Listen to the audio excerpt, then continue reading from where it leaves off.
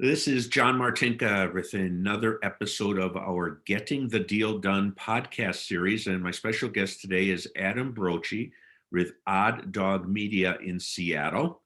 And the website is odd.dog. And Adam, thank you for being here. Hey, thanks for having me, John.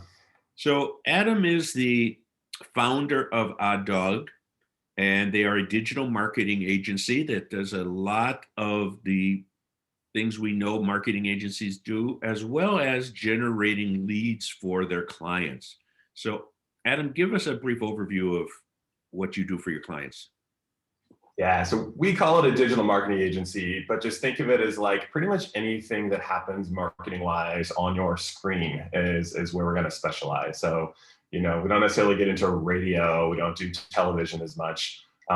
So our areas of specialty, it kind of starts with the website design and development. So WordPress is a platform we know inside and out, and we can make that jump through any hoop we need it to. We'll do a lot of the branding and design to make sure our clients look good when we're actually starting to create some of these online materials. And then once that's done, the foundation is there, and now it's about generating new leads for our customers. And that goes from search optimization, SEO as people call it. There's a little subset of that called local search optimization, which is an area of specialty for us. And that's really leveraging the locations a business has. You got the search ads, Google and Bing, social ads, Facebook, Instagram, LinkedIn, all those. Other parts, copywriting is a really big piece of it. There's so much information out on the internet right now that having better and more informative and more in-depth copy and content is becoming very important. Email marketing, once we get people to the website from all these, how well are we converting them and turning them into leads? So that conversion optimization. And we do a lot with the analytics and tracking behind the scenes. That gets pretty detailed and nuanced, but it's our favorite part about this entire list of things. And that's that you can measure what works. And so at the end of the day, our customers come to us wanting to pay us money so that they can hopefully make more money in return. And that's the goal of all of these things. And that's how we drive our strategy is what is going to be the most impactful for the money that we can do for these businesses. Okay. Give me an example of the metrics and how you would go to a client and say, here's what is working and here's what is not. And I ask because, and most people have heard the old advertising thing. We know half our advertising works. We just don't know which half. So how do you drill that down for them? Yeah, so we first look at the ways in which someone contacts you. If you're in e-commerce, it's an online purchase. For most service businesses, it's going to be someone's filling out a form or calling you. And so we want to be sure we're measuring all those ways in which a customer might reach out and measuring how people originally got to you before they did that. With phone calls, it's tricky. We've got really cool systems that will actually show a different phone number for every user on their website. So we know exactly where they came from based on which number they routed through. And then, the online form tracking that we can put into place. So we see for every person that fills out a form, do they come to us through a paid campaign or through our organic search? E-commerce gets even more detailed. That's more fun. But yeah, it's just about identifying how are they coming through and then making sure we have those measurements in place. Okay. So you mentioned organic search. What would some tips be for the small business owner and advisory firms? Yeah, this is my favorite spot, and it's where I feel like so many businesses have just a mountain of opportunity they're missing, and that's around the local SEO, and that's leveraging your locations. So you'll notice when you do a search, for example, a coffee shop, you'll see the map show up at the top of it, and it's got usually the 3 coffee shops that are going to be closest to you. That map area is what we talk about when we say the local search optimization.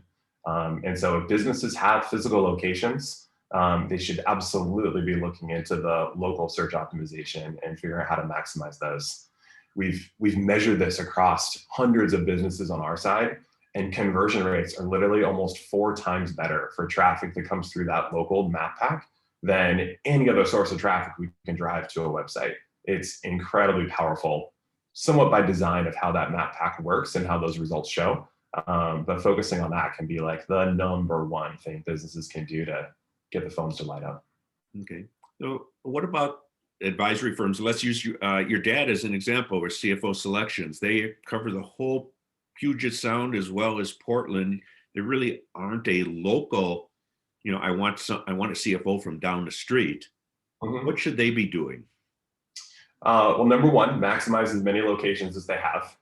In this example, they've hit some of the major city areas with a Seattle and a Portland location.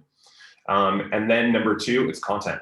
And that's where for searches where those map locations don't show up, now you really need to have better content that matches what people are searching for. It's a big investment in writing stuff that's interesting, especially about, sometimes some of our businesses are a little bit drier in the content. We can't all be an exciting cryptocurrency or something that gets a lot of buzz. So it takes some effort and some work, but that combination of the locations and content is really kind of the basics of the mix here. Okay. What about social media strategies for, again, small business, advisory firms, that Yeah. type? The big thing we see is companies feel like they need to be in on social media. And so they just start doing it and they don't stop and think about, why am I doing this? What am I measuring? What's my strategy behind this? And then you end up with things like the Facebook page for your local plumber that's saying Happy Monday. Like, I don't know anyone that goes and likes the Happy Monday post from your local plumber.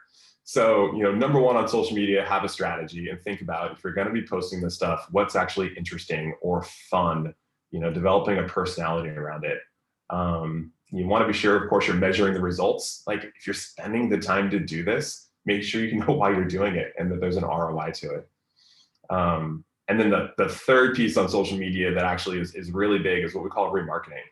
So the concept here is, you do all this work to get people to finally engage on your social media or to come to your website. Once they do that, you've got an opportunity to tag them or pixel them. And then now ads follow them around. We've all been to Amazon and shop for something, and then you're on a random website 10 minutes later and you see that exact product you were just looking for. That's remarketing in effect.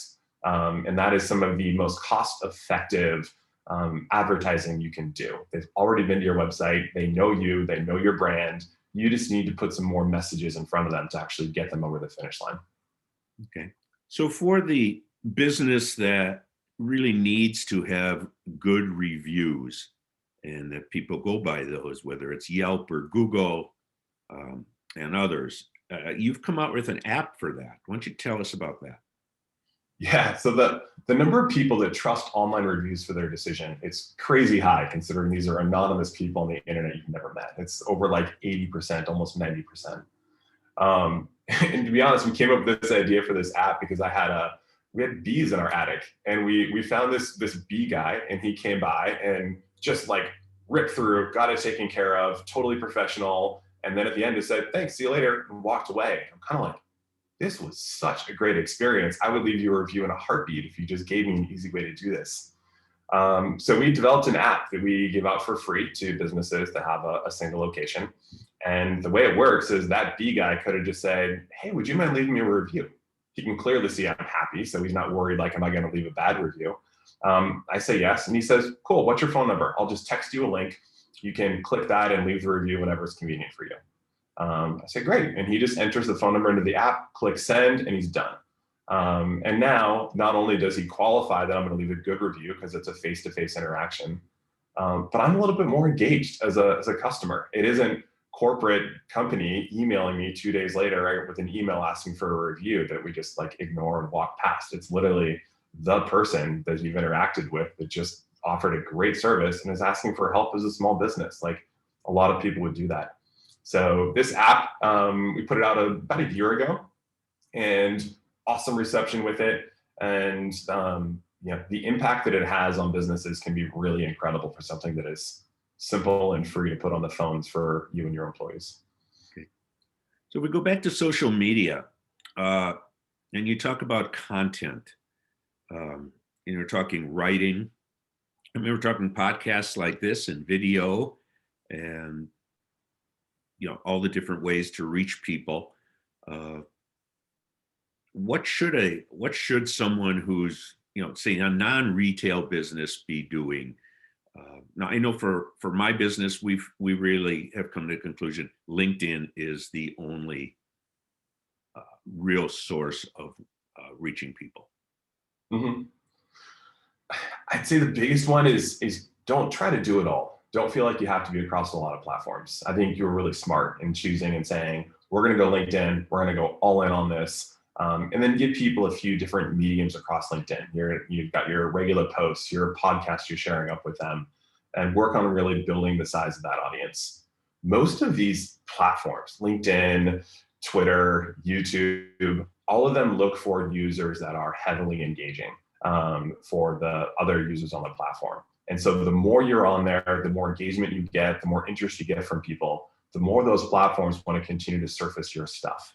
So focusing on really good content and at least dialing in on a single platform to start is kind of where we recommend.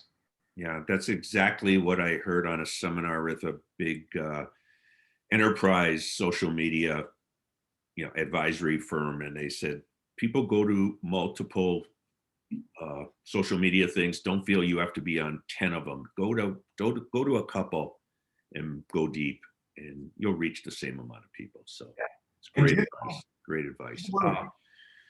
What about paid search? And when is it appropriate, and when is it least appropriate? Paid search is one of my favorites. So think about it like this. If I know that I want something or I need something, I'm not going to go to Facebook and say, hey, who knows someone? Or at least it's not very likely I'm going to do that. What I'm going to do is I'm going to go Google it.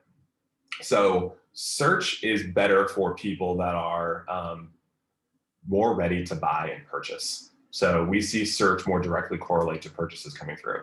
Social media and some of the other advertising that's out there, think of that more brand awareness. Like you're trying to get your brand or message in front of people, make them start thinking about it, and it's going to be a longer timeline to close that customer. So organic search and paid search is usually where we start with most businesses, with the assumption there's probably people out there already searching for exactly what you do. We just got to put ourselves in front of them, and we're going to start getting some leads right away. Then you get into the remarketing. Now that you've gotten them to your website and done that work, now let's do some cheap advertising to keep our message in front of them. And then lastly, you get into what we call the brand awareness, and that's using paid social media ads to go out to groups of people you think fit your demographic, and it's going to take a little longer to close them through. So Adam, is remarketing, is that what Apple and Facebook are having a little tiff about right now? Yeah, they're really having a tiff around user privacy. And so Apple is actually locking down at the device level, and they're causing hoops for agencies like us to jump through and modifying how we do some of our user tracking. Marketers always want to know exactly what works and who that ties to, and get to that personally identifiable information, or PII as we call it, versus platforms like Apple and Google Analytics is another one. Really like to keep you away from that. They want to keep it more anonymous user data, but still give you information that can be helpful.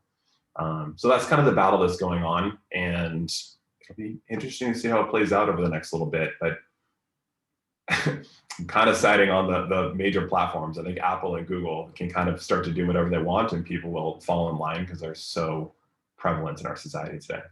Yeah.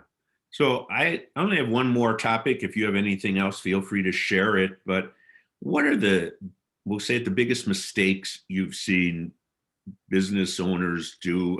What should they not be doing? Number one is launching a new website. There's the odd dog barking right behind you. UPS guy is here. Number one is launching a new website. So when businesses, design a new website, it's beautiful, you're excited, you launch it, and you don't handle what's called redirects properly. People will see their website traffic dry up overnight, and they go, beautiful new website, why is everyone not coming here? Or why are we getting way less traffic than we did before? So being really careful around when launching websites and doing that properly is number one. And then number two is on the social media side of things. Like I said, we see them just spend money and not have a strategy around it, or not really know why. And so thinking through, why are we doing this? What group is this getting in front of? And how are we measuring? And having that in place before you just start going and doing stuff can save a lot of time and money. Okay. Adam, this is great information. And I thank you for putting it in terms that those of us who are not digital marketing experts can understand. That really helps. Is there anything else you'd like to get out as final thought? Um, as a final thought, I'd say the reviews, like it's just something for a business to focus on and think about. One of the things that I recommend everyone do is go Google your business name and look and see what the reviews look like there. That will usually tell you, are there some negative reviews you either need to address or respond to? Or are there some platforms where you just got lower reviews than the other ones and you should take a look at? Know that when someone knows and finds out about you and is thinking about doing business, they're going to go do reference checks, and searching your business name is one of the top things they do. So making sure that you know what shows up when they do that is something really important to think about. Okay. Well, again, thank you, Adam. And to wrap up, this is Adam Broetje with Odd Dog Media. You can reach them at the website odd.dog or 206-569-8998. One of the, I'll say Seattle, but I know you go well beyond the Seattle with clients, top digital marketing agencies. So again, thank you for joining me today, Adam. Thanks for the time, John.